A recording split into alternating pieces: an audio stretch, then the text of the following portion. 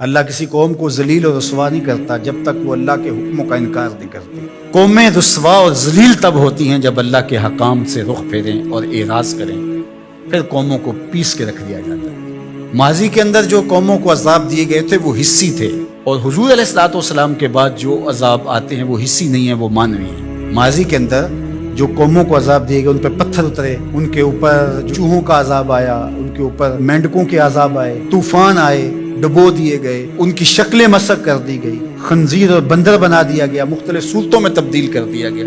لیکن اس امت میں ایسا نہیں ہوگا، مسخ حقیقی نہیں ہوگا، مانوی مسخ ہوگا۔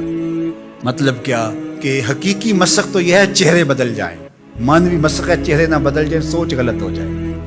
یہ ہے مسخ مانوی، اندر بدل جائے، اور وہ عذاب مانوی ہوگا، اور اس عذاب مانوی کی صورت تشتت ہے، افتراق ہے۔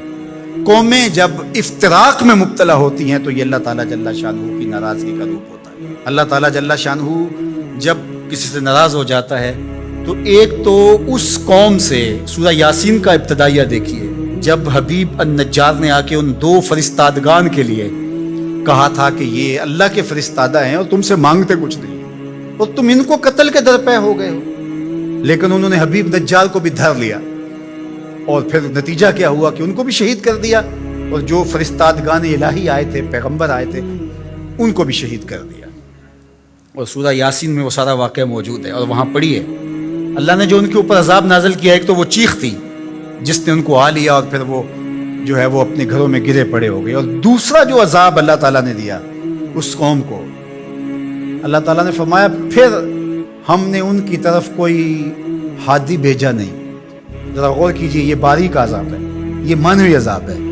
انہوں نے میرے فرستادگان کی قدر نہیں کی تو پھر میں نے سزا کیا دی کہ پھر ان کی طرف میں نے کوئی ہادی نہیں بھیجا، رہنما نہیں بھیجا جو ان کی رہنمائی کر سکے، ان کو بلائے، ان کو پھر اندھیروں میں بھٹکنے کے لیے چھوڑ دیا۔ تو یہ بات ذہن میں رکھیے گا، جب قومیں تشدد، ناقدری، اچھے لوگوں کو نظر انداز کرنے کا مزاج پیدا کرتی ہیں، تو پھر ان کے اوپر جو عذاب بھیجے جاتے ہیں ان میں سے ایک عذاب کہ پھر وہ حقیقی قیادت سے محروم کر دیے جاتے ہیں۔ آج میرے وطن اور عالم اسلام کی جو حالت ہے، ہم اس وقت قیادت کے اعتبار سے یتیم ہیں۔ یہ الگ بات ہے کہ ہر بندہ دعویٰ کر رہا ہے کہ میں ہی نجات دہندہ اور میں ہی قائد ہوں۔ مذہبی لوگ بھی، سیاسی لوگ بھی، سب کہتے ہیں کہ میرے بغیر تو چرخ کا پہیہ ہی نہیں گھوم سکتا، میں ہی سب کچھ۔ لیکن حقیقی طور پہ اگر دیکھیں تو یہ امت بے امام ہے۔ اس وقت ہمارے پاس قیادت کا فقدان ہے، اگرچہ قائدین کی بہتات ہے، لیکن قیادت، حقیقی قیادت جو درد امت کا مداوع کر سکتی ہو، جو ضرورت کی کفیل ہو، وہ قیادت آج ہمارے پاس نہیں ہے۔ اقبال نے بھی کہا تھا، اٹھانا پھر کوئی رومی عجم کے لالہ زاروں میں، وہی آب و گل ایران، وہی تبریز ہے ساکی۔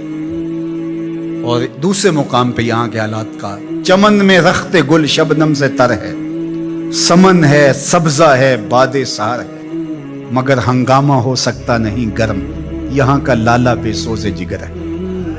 یہ سزائیں ہوتی ہیں قوموں کو کہ ان کے اندر پھر حقیقی قیادت کو اٹھا لیا جاتا ہے، پھر قوم بھٹکنے کے لیے چھوڑ جاتے ہیں، پھر مختلف جتھوں کے ہتھے چڑھ جاتی ہے، اور آج جو ہے ہمارے ساتھ ہو رہا ہے وہ کسی سے مخفی